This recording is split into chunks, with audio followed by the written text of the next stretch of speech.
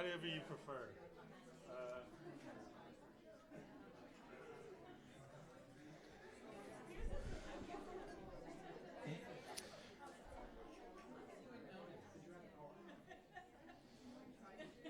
Okay, good evening. How's everyone doing?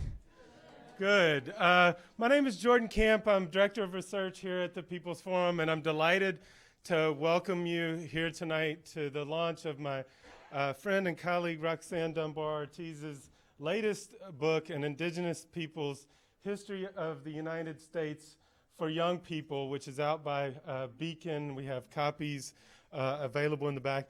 Only if you have cash tonight, but I can say more about that. And a signing will follow. Allow me just a few moments to draw your attention to a few events that will be happening at the People's Forum this fall before I introduce this evening's speaker. Tonight, obviously, we're delighted to host Professor Dunbar-Ortiz. Tomorrow, we'll have an event on the 40th anniversary of the Greensboro Massacre, which happened on November 3rd, 1979, when 5 anti-racist union organizers who were members of the Communist Workers' Party were murdered by Klan and Nazis, and they were aided by the Greensboro Police Department and by the state. Survivors of that massacre will be here: Reverend Nelson Johnson, Joyce Johnson, Paul Bermanzon, and Roz Pelez, who will moderate our program. She's also the senior strategic advisor and director at the Poor People's Campaign, a national call for moral revival, and also vice president of repairs of the breach. We also have a number of other events which you could see on our website. I would encourage you to go there, but just to draw your attention to a couple that I think are important. We'll also host Professor David Harvey for a lecture on the rate and mass and growth on Thursday, October 3rd at 6:30 p.m. I'm organizing a conference called Holding the Future Hostage, a conference on hybrid wars, sanctions, and solidarity on October 19th, 2019. It will include a number of speakers, including Vijay Prashad, Gerald Horn. We'll also be joined by Samuel Mancado, the Venezuelan representative to the United Nations, as well as Jeremy Scahill and others. So we really hope that you'll be able to join us for that important event. We think that it's urgent that we have a conversation about rebuilding an anti-imperialist and anti-war movement in the United States. We'll also host a talk by Kianga Yamada-Taylor, her newest book, Race for Profit: How Banks and the Real Estate Industry Undermined Black Home Ownership, out from the University of North Carolina Press, also at 6:30. Last but not least, we'll host Andrew Zimmerman, who's the editor of an important volume of Karl Marx and Frederick Engels' writings on the Civil War in the United States, which is out from International Publishers. And I also wanted to just welcome some special guests this evening that my friend and colleague Laura Liu alerted my attention to. Is there a social justice circle in the room here with a number of, I understand, 11-year-olds here, which is like, I hope you feel very welcome and get a copy of the book. It's really exciting to have you here at the People's Forum, as well as everyone else tonight's event. So last but not least, I'm really honored and delighted to welcome Roxanne Dunbar-Ortiz. She's been here and been a supporter of events here via video before, but it's really nice to have her in the room this evening. Professor Roxanne Dunbar-Ortiz is Professor Emerita of Ethnic Studies at the California State University, Hayward. She's been active in international indigenous movements for more than 4 decades. She's the author of many other books, too many for me to list this evening, but I should note at least that she's the author of Roots of Resistance, A History of Land Tenure in New Mexico. The book that the Young People's Guide is adapted from was the recipient of the 2015 American Book Award and the winner of the 2015 Oakland Penn Oakland Josephine Miles Award for Excellence in Literature. She's also the author of Loaded, A Disarming History of the Second Amendment, which is available from City Lights and available on the back table. She's at work on a new book entitled Nation of Immigrants, due out from Beacon Press in 2020. So it's a real joy to welcome you here for your commitment to elevating Indigenous peoples' history, to anti-imperialism, and to internationalism. So without further ado, please join me in welcoming Roxanne Dunbar-Ortiz.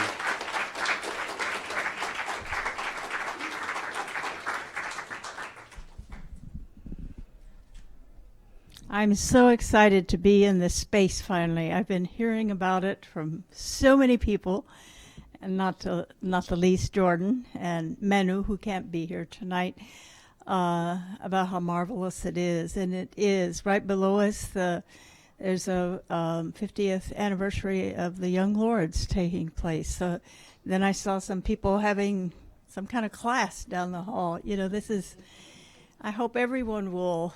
How many people have been here before?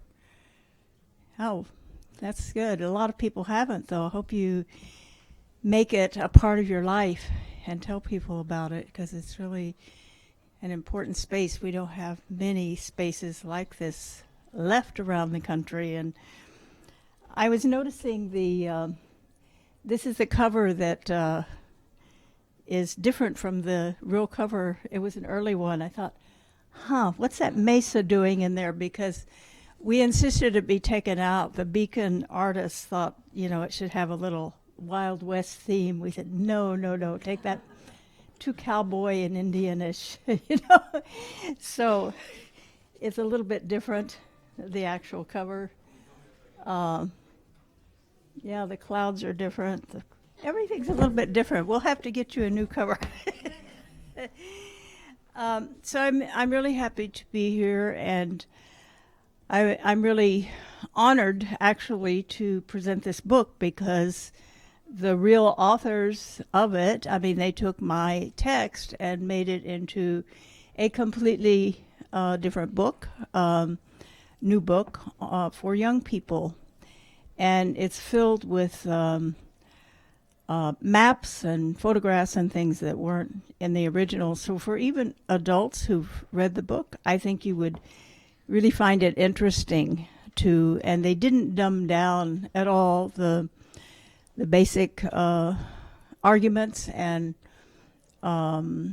analysis of the book, but they put it in language and in, you know, in format that's just more accessible.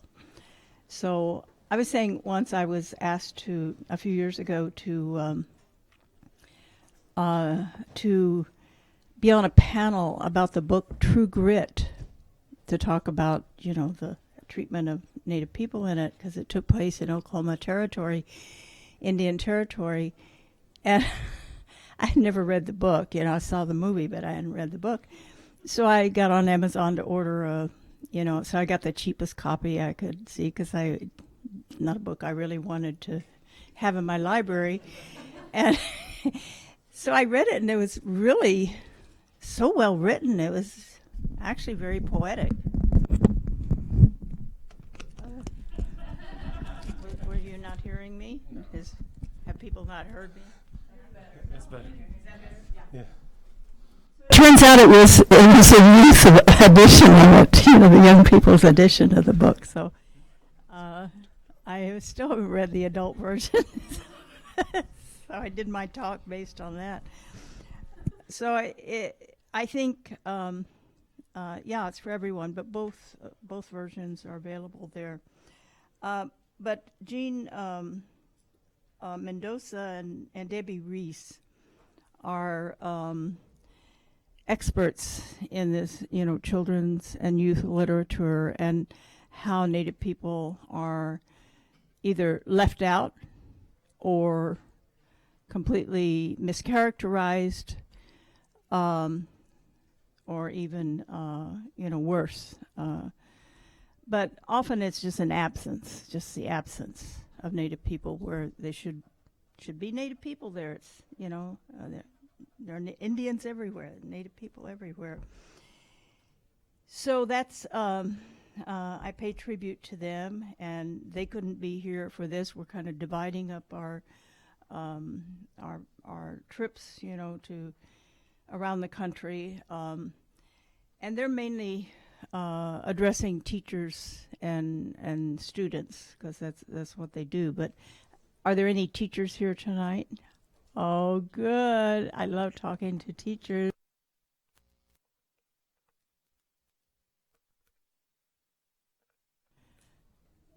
No librarians.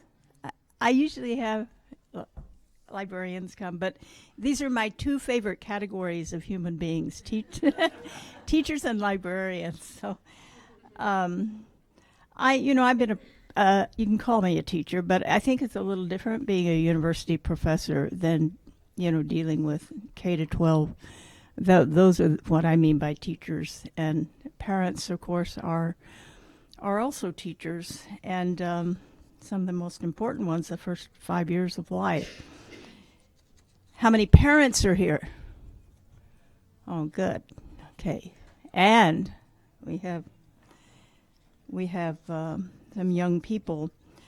So I wanted to acknowledge that we are in the territory of the unceded territory of the Lenape Nation and the Haudenosaunee, and this is sacred land that has been concretized to the hilt and grown to the heavens, upwards.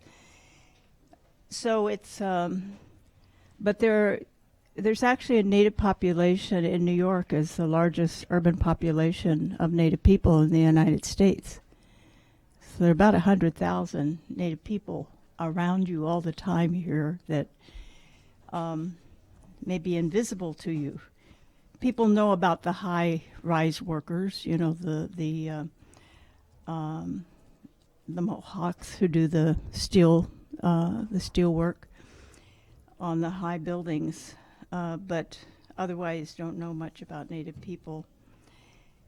So I thought I'd explain a little bit the original, the original book, how it came about, and then the development of the IP book, the young people's book, and why it's important for children and young people to learn the truth about U.S. history. That we've been, the narrative of the national narrative that still exists is one of the, is basically a white settler narrative. And in that narrative, you can't just insert Native people. You have to push that narrative back and center, the original people who were here and what happened to them. And then you get into a very different history of the United States. So I always tried to explain that this isn't a history of the indigenous people of the United States. It's not that.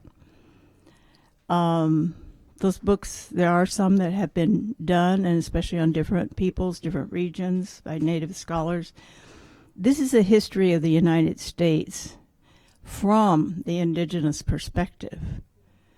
So it's centering indigenous people in the narrative of U.S. history.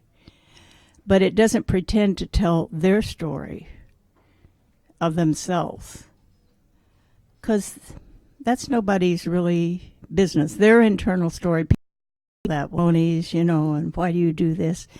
That's no one's business, So it's a very political book, a very political history. And so that's how this book came about. It's part of Beacon Press. Beacon Press, I don't know if people know about it, but it's in Boston. It's a venerable press. It's owned by the Unitarian Church, and it was founded in 1849 as an abolitionist press. And it has kept that spirit For instance, it was allowed to publish the Martin Luther King papers. So their basic premise is ethical premise, which is very unusual for a successful book publishing company. I mean, they do have the church subsidy, but they have a bestseller right now that's been on a bestseller, White Fragility, for almost 2 years, on the top 10 paperback bestsellers in the New York Times. So they have quite a few, best-selling books. They have Cornel West as an author. They have some great authors. So it's a great press to work with. I'm doing my next. I did another book with them, and I'm doing my next book with them. And they started a revisioning American history project on the advice of Howard Zinn before he passed away. He wasn't sick. He wasn't passing away. He passed away before my book was published. But he suggested to them, because his people's history his own knowledge is limited, that we can do different perspectives on different people's histories of the United States. So there's a queer history of the United States. There's a Latinx and Black history of the United States by Paul Ortiz, and there are many. The Pipe, Black women's history of the United States is going to be published. So mine was the first in that series. He also recommended that they ask me to write it, which after he died, I said, "Damn you, Howard Zinn." It was a really hard book to write. I was always taunting him. He was a good friend, but I was always taunting him because I say, the first part is so good. He's so good on the genocide part, and then he gets to, and Native people appear. They appear and disappear, but basically they're there until 1890, and then nothing in the 20th century until the seizure of Alcatraz. And I said, where were they? Were they hibernating, or what was happening? He says, I don't know. You've got to write that book, Roxanne. And he wasn't saying, well, I don't know. You write your own book. That's not how he really meant it,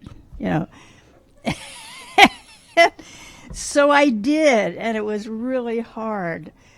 I thought it would be easy to just sit down and write this, but it's very hard to grapple with all the different pieces. I felt like I was putting one of those puzzles where all the little, it's huge and you don't have the picture of what the result is supposed to be, and all the pieces look alike, kind of, That's what I felt like I was doing, is trying to put this jigsaw puzzle together. And it was very painstaking and very painful. Some of this stuff is really, really hard to read about, especially the scalp market in New England, the sale of scalps, how it became one of the most lucrative businesses. And it could be any scalp that was brought in, and so people were just killing Indians who were walking down the road doing nothing. Children, because you scalp, you can't really tell the difference, whether it's a man or woman or an old person or a child. So that was a thriving business for, a good 2 centuries in Massachusetts. And just reading about that in detail and reading the local accounts and the Hannah Duskin story was very, very hard. The boarding schools, this was one of the most painful things to read about, the children being taken from their families and forced into military-like schools for 14 years, 12, 14 years. And then when they went back home, they didn't speak their language. They didn't know, hadn't gone through any of the kinds of ceremonies of different spans of childhood to become adults, lost generations.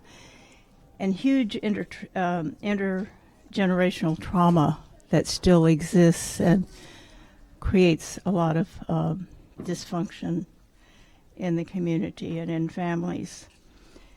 But I wanted to talk a little bit about what I think is the central narrative of the book, and that is the U.S. parallel development of capitalism and continental imperialism during its first 100 years.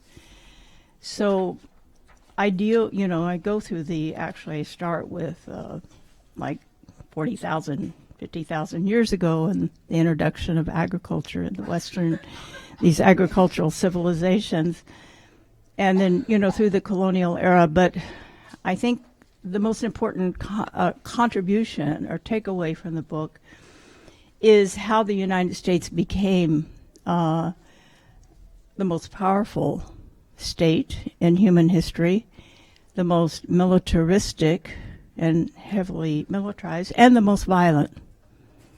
And not to speak of having the most guns, one per person, at least. So there's this. This isn't in the book, but it illustrates kind of what I'm talking about. The narrative that's the elephant in the room that we don't talk about, militarism.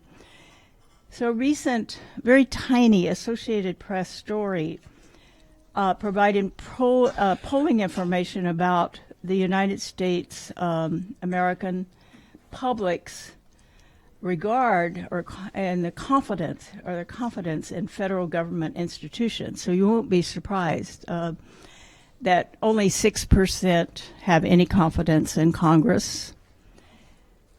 14% of people said they have confidence in the executive branch. That may have gone down since this poll. So that includes the president and all the cabinet officials. 24% say they have confidence in the Supreme Court.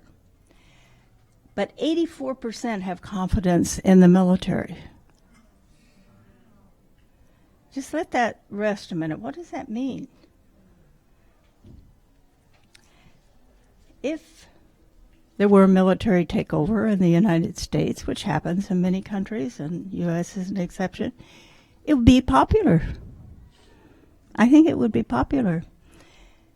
That's kind of scary. So those of us who are anti-war, and I would assume most of you hopefully are or will become so as you grow up, we have a lot of work to do in repurposing the U.S. military for peaceful uses. And this is, I get this from the Iraq Veterans Against the War. They have they're looking into, from their experience and their anti-war experience, since from having been in the military, been combat veterans, that this military exists and there's an existential crisis of the climate. They're going to be huge. There already is huge masses of climate refugees. And it may look like they're war refugees or violence, but that goes along with the chaos of drought and flooding. So we already have that happening. And it's going to take, we're going to have to turn into a rescue society. Let's say in the aftermath of the tsunami in Indonesia, and that hit also Sri Lanka, that whole area, the U.S. military turned into a rescue mission. How to repurpose that, because it's already there. You can't just say, well, let's demilitarize. But how, I think it's just something we should think about, how to repurpose it for useful, peaceful means. It would no longer be really a military, it would be a civil corps, So how we will need that 84% who now support the military to transfer that to peaceful uses rather than military as a war machine. And that won't happen unless we come to grips with the historical roots of the endless U.S. wars and gun violence, and to change the militaristic culture that is reflected in that poll. So first, it's essential to acknowledge the fact that the United States has been at war since its founding, continuing the colonial wars that violently occupied and expanded to the 13 colonies over a period of 170 years. So when the U.S. was founded, it was just a sliver along the East Coast. The rest was Indian country. It was many native nations. So during that 7-year war of independence, it was mainly a war against Native people on the periphery, upstate New York and the whole Ohio Valley, to expand into their, to appropriate their agricultural lands and drive them out. So this continued through the entire 1800s, including the invasion and occupation of Mexico, annexing half their territory, which is in the next book I'm writing on Nation of Immigrants. Then militarily invading and occupying the Philippines, Cuba, and Puerto Rico, on, continuing as we meet today. It is impossible. I have challenged many people. They say, oh, that can't be, but I haven't had anyone come up with a single day in U.S. history when some part of its civilian militias or military, civilian militias are like the CIA's army, or military, and mostly undeclared wars, some of them secret, but somewhere war was being made by the United States, often several places at once, as is the situation today. Even during the 4-year Civil War, the United States, both the Union and Confederate armies, were making war on the nations of the Apache and Navajo, the Cheyenne, and the Dakota, and the hideous massacres of civilians and forced relocations in Minnesota and the Southwest. So the roots of the U.S. military lie in what Anglo-American colonists called savage war. This is what's called the small wars or counterinsurgency in military annals, and is theorized as the United States' first way of war. So this way of war in North America dates to the British colonial period and is described as a combination of unlimited war and irregular war. What that means is attacking not armed people.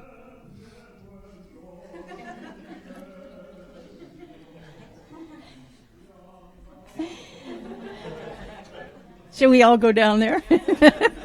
Sing along.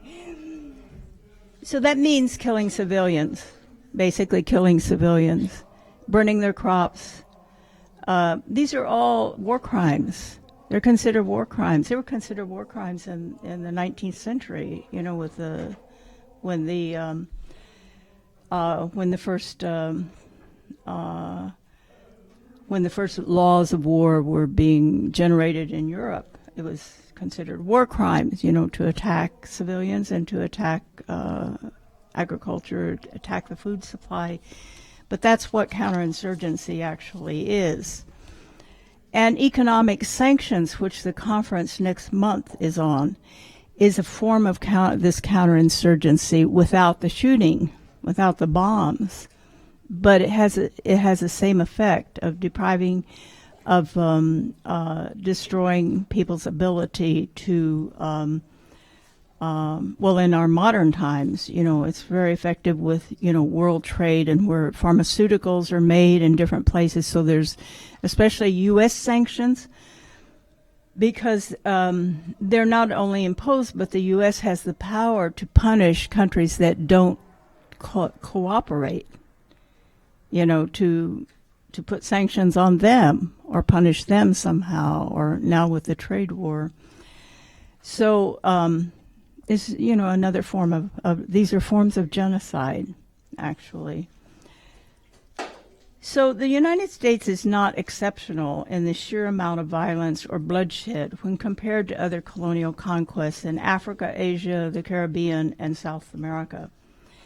And the settler colonial British colonizations of Canada, Australia, and New Zealand were all genocidal in attempting to eliminate the indigenous existence in those sites, just like the United States. Elimination of the native is implicit in the project of settler colonialism, which isn't the only kind of colonialism. There's administrative colonialism, which is just as evil, like in India, working through a middle government, the Raj. So settler colonialism is where land becomes the main commodity. Land and commercial agricultural production, mostly non-food crops like cotton, tobacco, and dyes and so forth. Or even turning food crops into purely, like turning corn into ethanol or cow feed instead of, eating it. So this extreme violence, particularly against non-combatants, was an aspect inherent in European overseas colonialism since the 1400s. Always with genocidal possibilities and often with genocidal results. And even before, with the Christian Crusades against Muslims in the Middle East and in Spain. So, but what distinguishes the United States experience is not the amount or type of violence involved, rather the triumphal mythology attached to that violence and its political uses even today. These are all portrayed as valiant triumphs. When history is translated into nationalistic and militaristic myth, as happened in the early 19th century United States, the complexities of social and historical experiences are simplified and compressed into representative heroes, like from the first settlement in Jamestown, appropriating the land from its stewards became racialized war of civilization against savagery. And savage war was distinguished from civilized warfare in its lack of limitations on the extent of violence and the laws for its application. So savage war was basically saying, these people are not equal human beings. So you don't fight them like you would fight your equals, like Britain fighting France, or they don't qualify as having any kind of human integrity that can be compromised. So the doctrine of savage war depended on the belief that certain peoples, who were always brown or black, although the Irish qualified as in this way with the British in the conquest of Ireland, are inherently disposed to cruel and atrocious violence. Therefore, that's the only way to fight them. The only thing they understand is violence. Similar assumptions that have often operated in the wars of Christian crusading states against Muslims in Europe and North Africa and the Levant, and massacres had often enough accompanied such wars.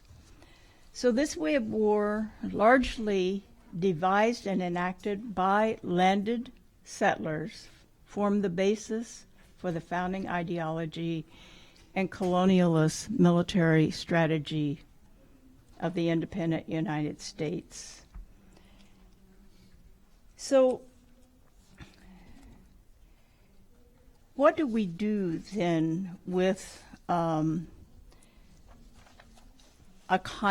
with consciousness? How do we deal with this narrative, which we've been told and is a satisfactory narrative, like the narrative of Columbus?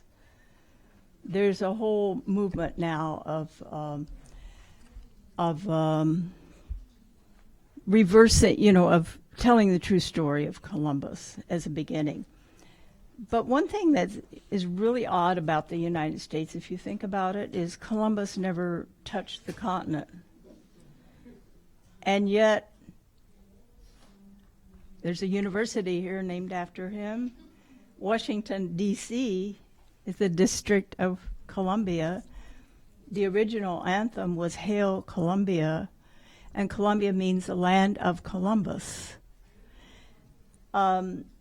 So what's that all about? It's a tying in. The United States actually, also there are Columbus cities in almost every state of the Union. Every time there's first settlement, there's a town named Columbus. Columbus, Indiana, Columbus, Ohio, Columbus, Georgia, Columbus, New Mexico, that Columbus everywhere.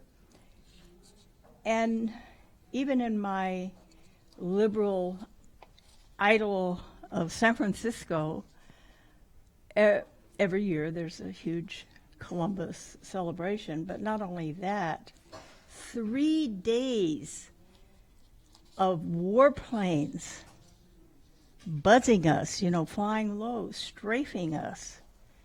And it's called the, what did they call it? I can't even remember. Dianne Feinstein, when she was mayor, who's now a senator, introduced it. The ships also, the warships come in and everyone gets to go. And it's one of the most popular things. It's just millions of people, almost none of them from San Francisco, but from the valley, from all over, come to, go on these ships and see all the war machinery and the bombs and everything. Okay. So, just starting with Columbus, rethinking Columbus, I think for teachers is an important, beginning. I think what does that mean? And undoing it, deconstructing it. It's why do we adhere to or feel warm and fuzzy about Columbus? Not to speak of him being simply a mercenary and a murderer and a genocidal. I mean, he practically, on his several voyages, he and his men practically wiped out the population of what is today Haiti and the Dominican Republic. Didn't wipe them all out. There's still Taino people. But they hid. Those who escaped hid in the mountains and also eventually merged in many cases with marooners, enslaved Africans who built their own maroon colonies. But they were no longer functioning masters of themselves and their communities in the Caribbean. So it's one of the greatest genocides of history that we celebrate every year with a federal holiday coming up soon. So in many parts of the country, Indigenous Peoples Day has, sometimes it's on the 12th, the actual day. Sometimes it's on the Monday holiday, and sometimes it's both. But different cities, different states have now, introduced this as an alternative. But I think it doesn't. It's not enough. We really need to maybe start there with, since the history seems to start there, the history of colonialism. So this is the United States adhering to and admitting it is a colonial power. And yet there's not a single politician in the United States, not even the most liberal one imaginable, who would say those words, that the United States is a colonial state, a settler colonial state. There's no way you would get elected to anything if you said that. So, I mean, you wouldn't get put in prison or something, but, you probably wouldn't lose your job, but you wouldn't be able to, you might get fired if you're a teacher, actually.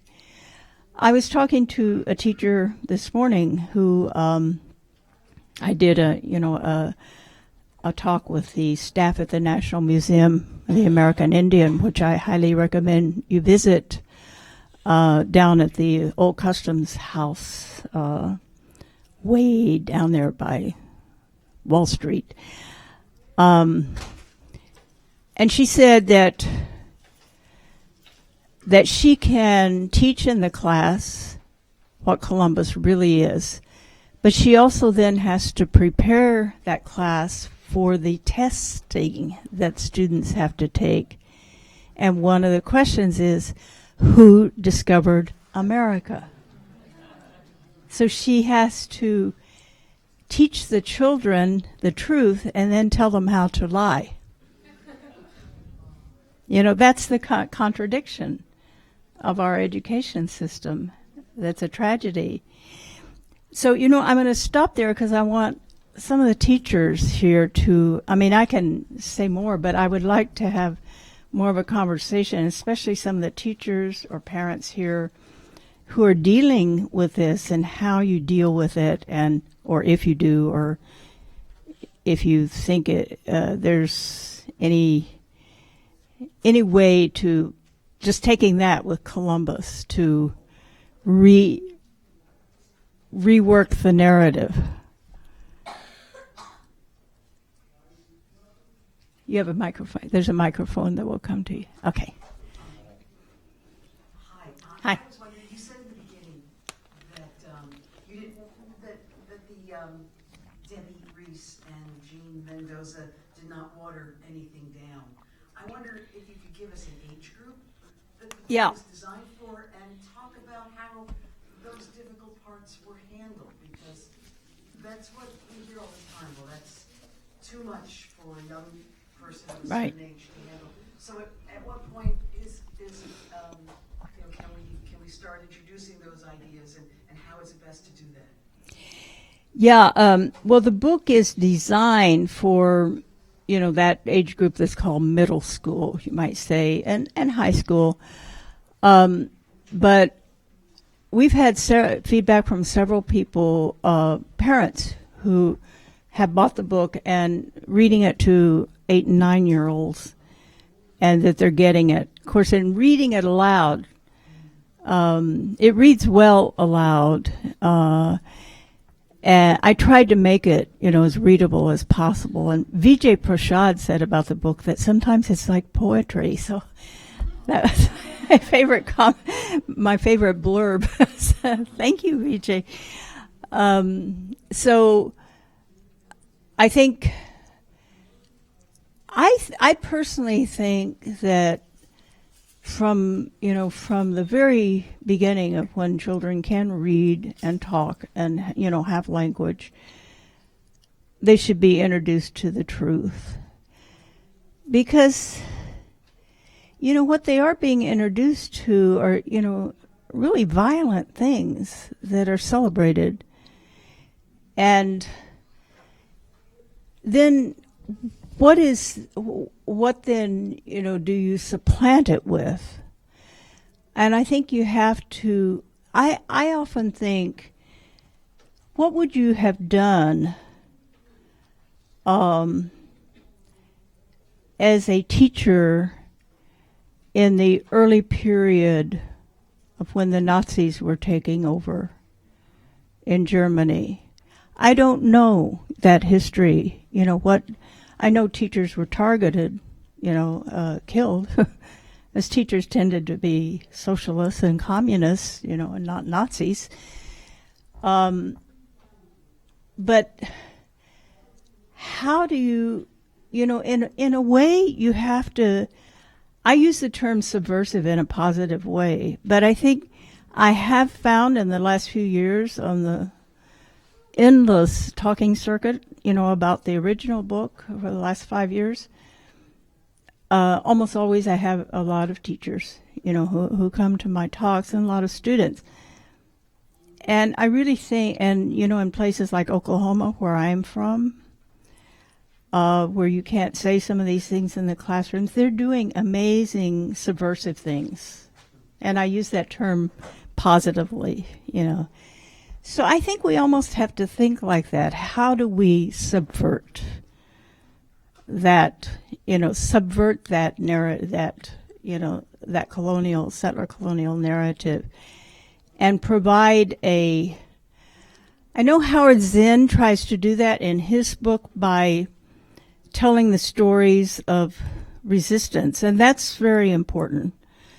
And I think telling Native stories of resistance, presenting new models for heroes. There's some amazing people like Tecumseh, the woman leader of the Seminole Nation who led the resistance in Florida against Andrew Jack, the Second Seminole War, who was killed. And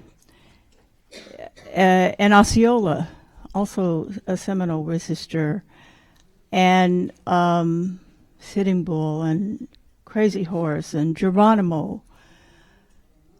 And speaking of Geronimo, what did you think of Obama calling Osama bin Laden Geronimo? That was the code name for Osama bin Laden, Geronimo. So that is so endemic, and then they will say, the military people say, well, it's a compliment. Well, Geronimo was not a terrorist. He was defending his people. He was a resistance fighter.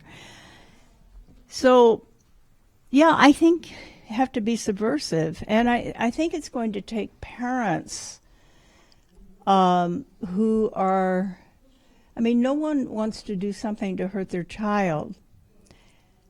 But in a way, if you rethink it, you see you're really hurting your child. If you are raising them to believe in a myth that includes so much violence, that's honorable, and it can't be just that, well, no one's perfect. Yeah, George Washington owned a bunch of slaves, and he was an Indian, the head of a militia that killed thousands of Indians, took their land, and he was a real estate broker. I compare him to Trump, he's a real estate man. He made his money off land sales of stolen land that he took by warfare as a Virginia leader of the Virginia militia in the colonial era. He was the richest man in Virginia by the time he was 22 through these illicit land sales. So to me, that's a Trump-like real estate man, was the first president. So I think we need to completely discredit some of these people and take their names off things. They shouldn't be heroes. They really should not be heroes. They're not just some problems with them. Were there some problems with Hitler? No. What do Germans do in the classroom today? They teach the truth. There's no way a German kid can be proud of that history if they go through the German educational system. I've seen, in Michael Moore's movie, which one was it? Which country shall we invade next? He was invading countries to take what's best they have. He took the school lunches from Paris in France because they had these gourmet lunches for children at schools. So he's stealing it, still the prison system from Finland. So when he went to Germany, he stole the education system because and he filmed a classroom where these kids, like 6 and 7-year-olds, are being taught the horrors of their history. Well, it's not killing them. It's not dooming them. It's the truth, So why can't we be that courageous, If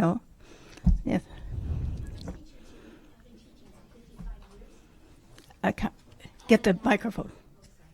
I'm a teacher too. I've been teaching for 55 years. I taught in high school most of that time, and now I'm adjunct at LaGuardia Community College. And I started asking my students about when they were in high school, so I taught juniors and seniors, should little children learn the truth about Native Americans? Because I always tried to teach the truth. And long ago, maybe in the 80s or something, they, oh no, they can't learn that and whatever. In the 90s, it was slightly better, but now, in the 21st century, I almost get complete agreement. Of course, it's LaGuardia Community College, which is, I have 28 different countries in my classroom, so. But the fact is that people are more willing to do this, and the whole idea of protecting children from the truth is something that they do all over the place in the United States. Like, why that thing you said about this dreadful thing that Diane Weinstein set up is like what we have where Jones Beach is taken over on Memorial Day by all kinds of military things in the sky. And football is taken over. And football is really pushing it. And I just want to say something about teachers not being afraid. Because as long as you are smarter than the people who are your administrators, who are usually very stupid, you can fight because you have the statistics or you have the statements or the truth, the history. So if they want to take you out, you can make a really big fight, and your students and probably the parents will support you, because teachers are almost notoriously frightened of not the truth so much as getting caught. Yeah. And maybe it's different because I did teach, I teach in New York, so it Yeah. must be very different Yeah. in Oklahoma. And Yeah. as you say, people are still doing it. Because if you think about Germany, it was those teachers, maybe they were killed, but you felt like they had no right to remain silent. Teachers, people are dying around the world, and the United States is killing millions of them. Right. Millions of them since the end of World War II, since they were willing to kill all the people of Hiroshima and Nagasaki. If we can't tell that truth, then we are guilty too. So teachers have to just be brave. And they also have to believe in the children that they'll understand. Because they do. Because actually, you talk to children lately, they're smarter than we ever were. And I have like a second grader who's my granddaughter who lives in my house. And she knows a whole bunch of stuff. I want to buy her this, and I want to buy one for her school library, so that they can do the reading out loud and learn these things. We don't have a right in that.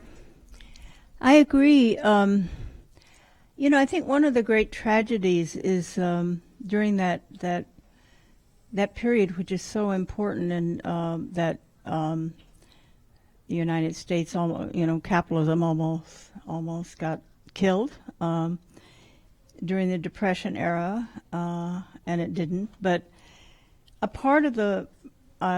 big part of the problem was people really believed the U.S. narrative. I was always thinking of how the Communist Party, creating the valiant brigades to go fight alongside the Republic in Spain to prevent fascism.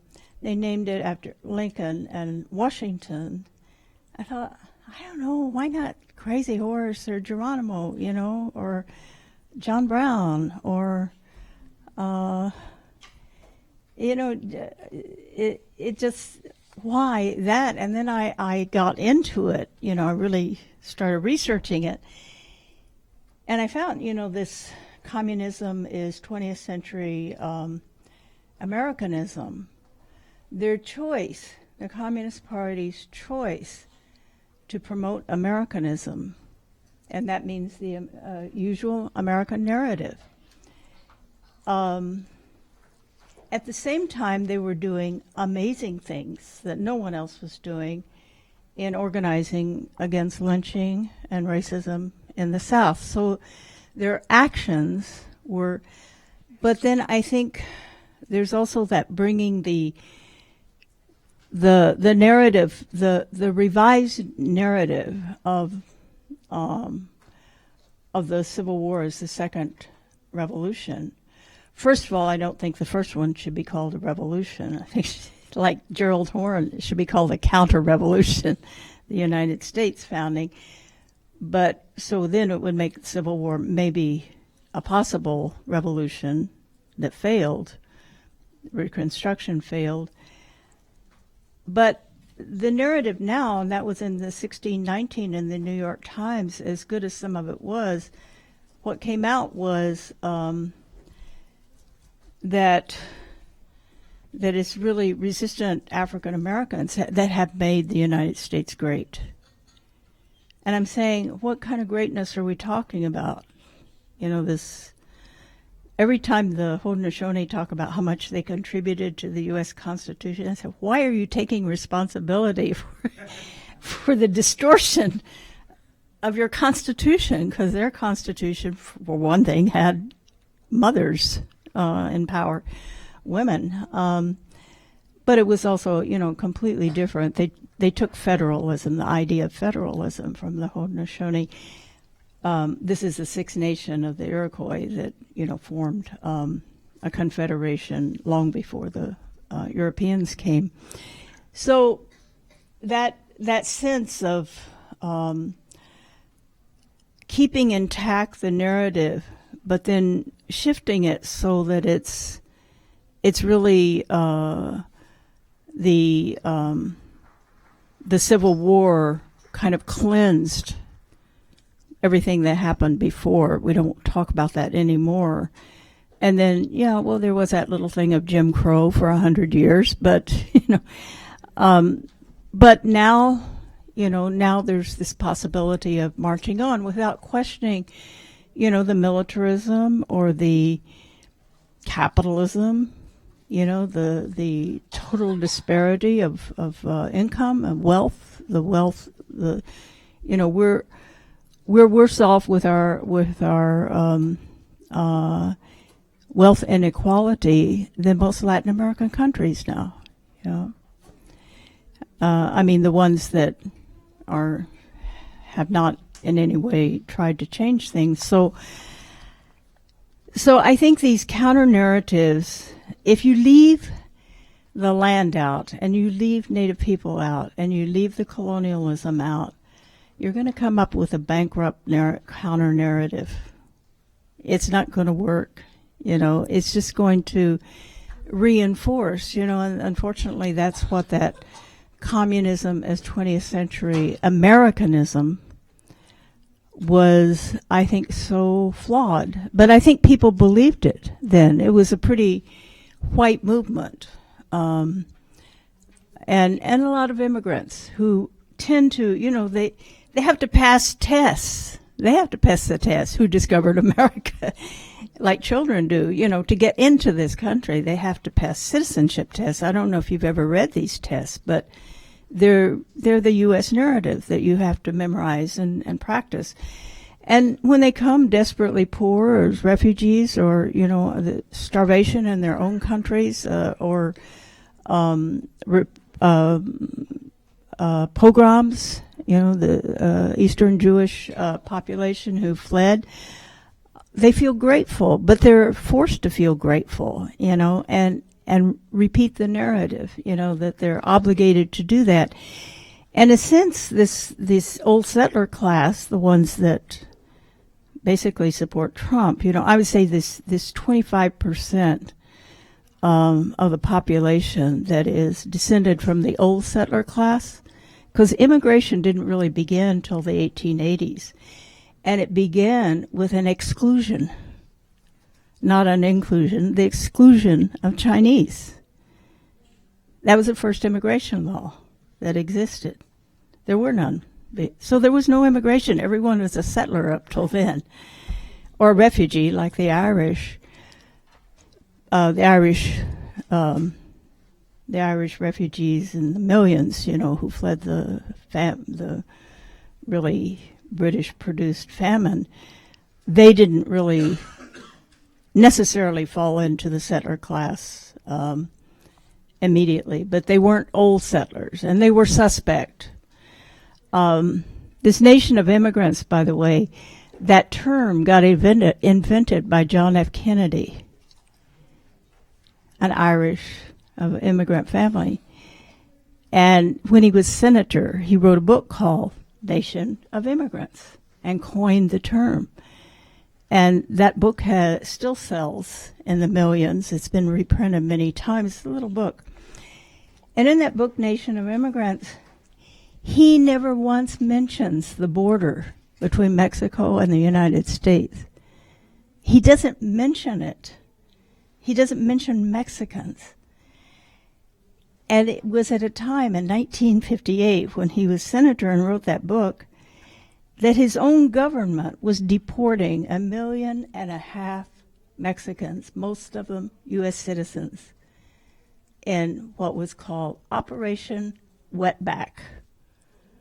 That was the official name of it. So the cluelessness, of his narrative. So anyway, another question. I'm going to take One more. Unless there's a young person that wants to ask a question, and then I would encourage people to approach Professor Dunbar-Ortiz at the book table, because word up, you can buy books after and get it signed and ask her questions one-on-one. So I'll take one more unless there's a young person there. Good evening, everybody. My name is Natalia Foreman. I'm a high school educator. I've taught 9th through 12th grade, and I've worked with some middle school students as well. I think that getting back to these exams that students have to take versus the real stories. Yeah. Some things that I've done is I'm just super transparent with my students about the creators of the exams and the pushing of one narrative, and understanding that, especially I work predominantly with low-income, high-risk students of color, understanding that our stories are never a part of the mainstream narrative and that we always have to insert ourselves or else our voices will be silenced. The students that I work with, that's their reality. So it's very easy for them to get that because that's what they live every day. Yeah. I'm not worried about teaching them something traumatizing because most of our lives are traumatizing. Right. So it's kind of just about understanding that this is who Columbus was, but when we take this test out, this is what we're going to say, Right. so we can get this paper, so we can then get into That's spaces good subversive. to, to then have a seat at the table. Before we're able to have a seat, we got to get in the room. In order to get in the room, we got to navigate, and we have those conversations about why we have to do that and how unfair it is. But it is our reality, and I think it's really important that we get the younger people are when they realize that. All types of people, it's really, really important because then, unlike me who had to unlearn all of that at a college level, I'm the first person in my family to go to college. I'm trying to unlearn so much and reteach my family so much that they're resistant to because of all of the propaganda that we've been taught. Right. So I just think it's really important to just give the students, the young people, the information and let them come to certain conclusions themselves. Like if we're showing them documents from pilgrims and then from indigenous people and then having them come to their own conclusions and have those conversations, then they'll come to it themselves that, hold up, this isn't making any sense.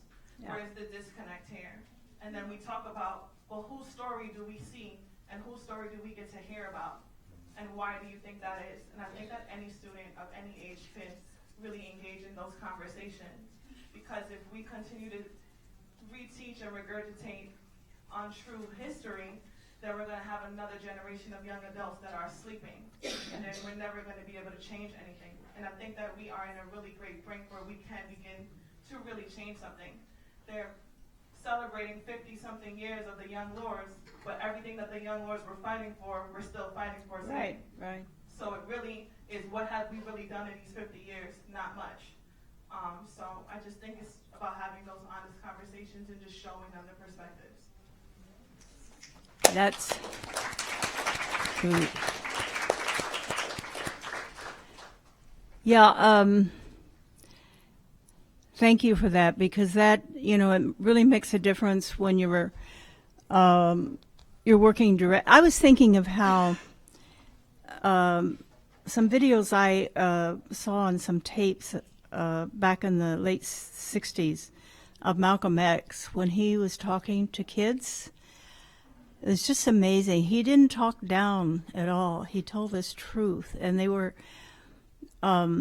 I then heard him as a freshman student at San Francisco State. He wasn't famous yet in 1962, and he was still with the Nation of Islam, and I was not politicized yet. I kind of got dragged into this meeting, and it was only about 20 people in a classroom at San Francisco State. And for me, I mean, I think growing up in rural Oklahoma, my knowledge base was much lower than, other students at that level at San Francisco State. But I tell you, I jumped from pretty much the standard narrative to a completely way of thinking, listening to him for an hour talking about the way Malcolm X talked, and seeing him, seeing some of those visions of him talking to children that you would think this would be traumatizing to a child. It's not. It's liberating, and I think it's liberating even. I work a lot in Oklahoma with young people, and I find the young white people. It's still a very predominantly white state. I think it's a 6% black population and about a 10% native population, and it could be there are now some refugee populations there, Vietnamese especially. But it's still, mainly a rural. And so these kids, I think, I tell them the same thing, but I think they feel liberated because the burden, in a way, they're the carriers of this. It depends on them to keep carrying this triumphant message because it makes them, like Trump supporters, that makes them superior. It's white nationalism. And that's what they're intended to do, to play that role. And they're almost all descendants of these original settlers, as my father was too, and the Scots-Irish. And they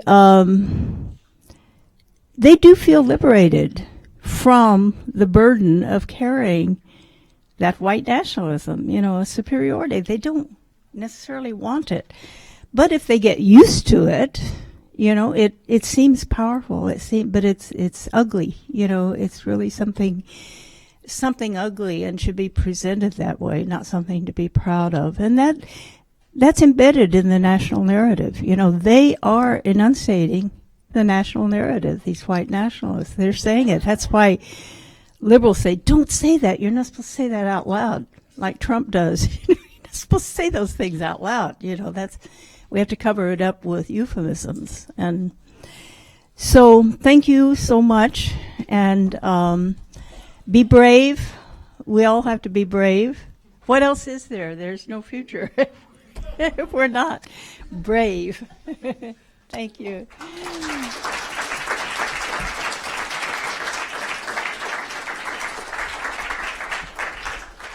you so much for coming. I just want to say again, our friends from Word Up Books have books available for sale. I'm sure that Roxanne will be happy to sign a copy at cash meeting, but you can pay with credit. So please join me again in thanking Roxanne for this wonderful talk. Thank you. And please do buy a book. It helps us keep doing these kind of events. So the bookseller showed up. Okay. So maybe